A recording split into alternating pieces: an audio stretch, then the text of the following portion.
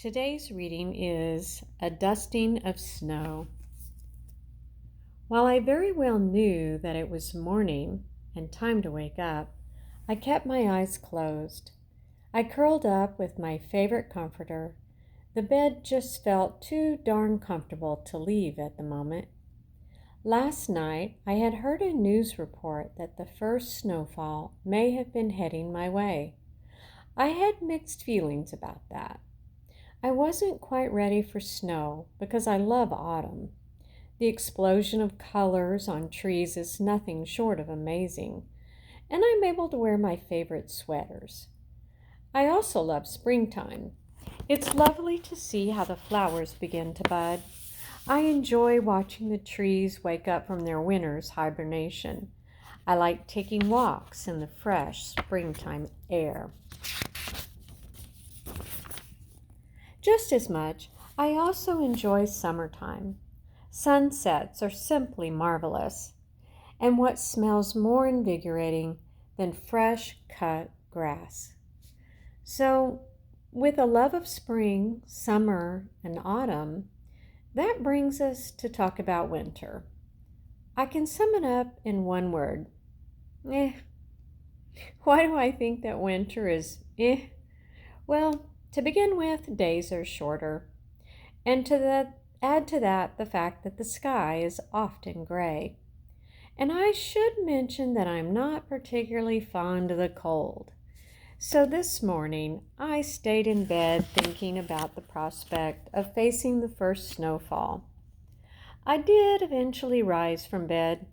I also showered, dressed, and ate a satisfying breakfast. It was only after the last piece of French toast sat in my stomach that I decided to take a peek outside. I stood at the door with my hand on the doorknob. I will confess that I was hesitating. If I looked and saw snow, that would mean at least 3 months of winter. Was I ready for that? I slowly pulled the door open with my eyes half closed. It wasn't overly gray. That was a good sign. My eyes lowered to look at the ground. There was a good dusting of snow. It was only then that I remembered how beautiful winter can be. The snow was perhaps an inch deep, just enough to create a nice white blanket across the lawn. The canopy of trees held snow as well. It was pristine, and it was crisp and clear. I must admit that from my doorstep, it looked quite beautiful. So perhaps I was wrong that winter was so bad. It was time to venture out for a bit. It took me quite a while to get bundled up for winter weather. After 20 minutes, there I stood, looking like the Pillsbury Doughboy. I had on 2 layers of slacks, 3 layers of shirts, and 2 very thick socks on each foot. On top of that, I had on my snow boots and snow coat. And of course, I also had my gloves, hat, and 1 very thick woolen scarf. The weather report on TV told me that the temperature would be slightly cold, but not freezing.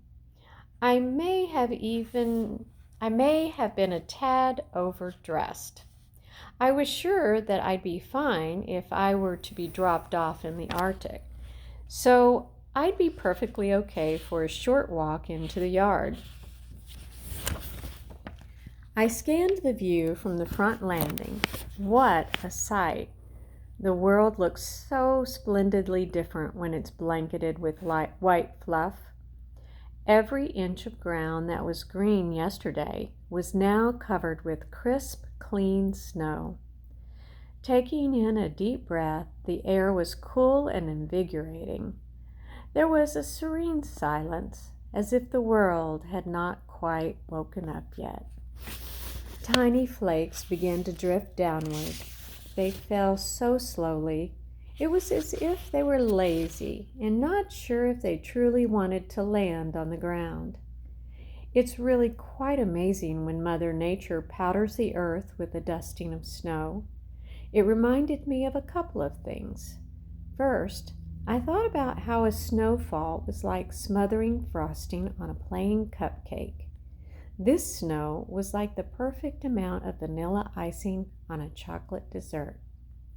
Another way to think about it is that a blanket of snow is like an artist brushing thick, shiny white paint all over his canvas. It's like having a whole new landscape to begin anew. I decided it was time that I have a closer look. The first thing to really catch my eye was a trail of tiny footprints. They ran straight through the yard and toward an area of trees. I took care to stay to the side of the trail as to not disturb it. Each step that I took caused a crackling noise as my boot would depress into the frosty snow. I wondered if perhaps a young child had been outside playing in the snow. However, it was a bit too early in the morning for that, and if a child had been out here, he or she didn't build any snowmen, and the snow was unbroken except for the trail. As I studied the tracks, I realized that they were not technically footprints. I was looking at paw prints. But I couldn't be sure what type of animal had created them. I decided that they could not have been made by an adult deer. The tracks were too small for a large, full-grown animal. Maybe a fawn walked through the yard. But if so, why weren't there tracks of the mother deer? I then considered the possibility that the tracks were made by a chipmunk or a squirrel. But something about it didn't seem to fit. I had never seen tracks like these before. This was quite a mystery. I took a look back toward the house. I'd stay close, but I just had to find out where these tracks led to.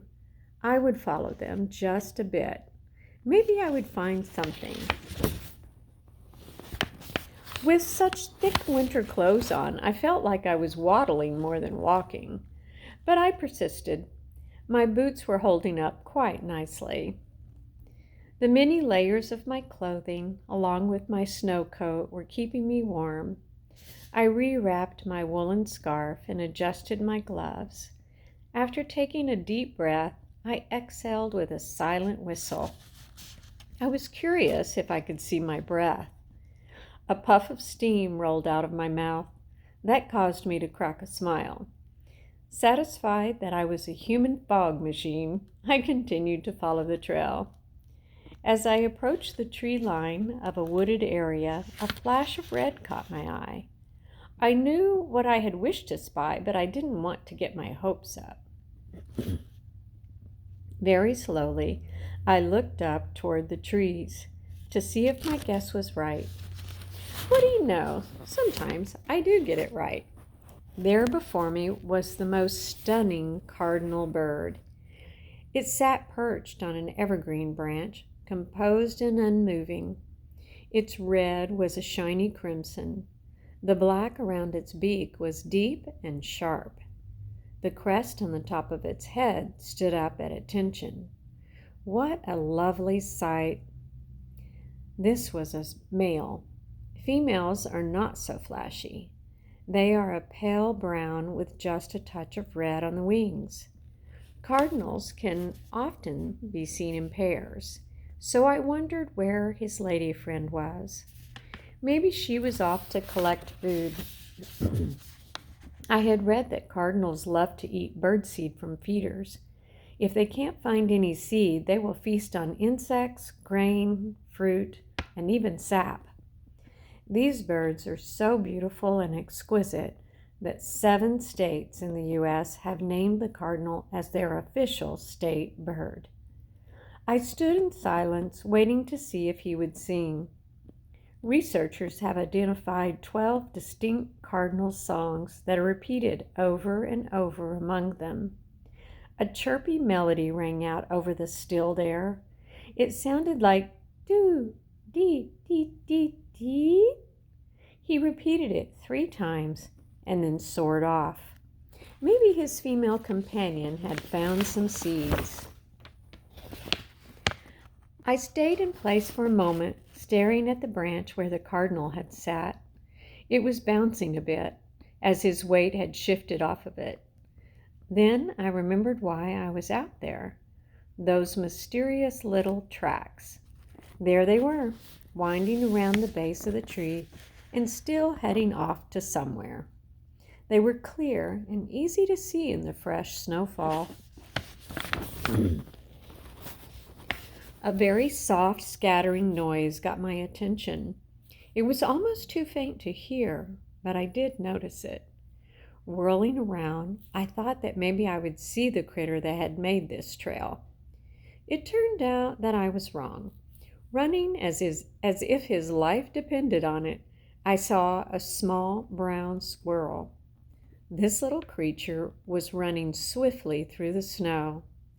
I imagined that he had dropped out of a tree, found the snow to be freezing, and was racing for shelter. His little legs were so short, the small amount of snow must have felt like a blizzard to him. As he bounded along, he seemed to be trying to keep his belly off of the cold snow covering. I really didn't blame him. Snow on the belly would be freezing.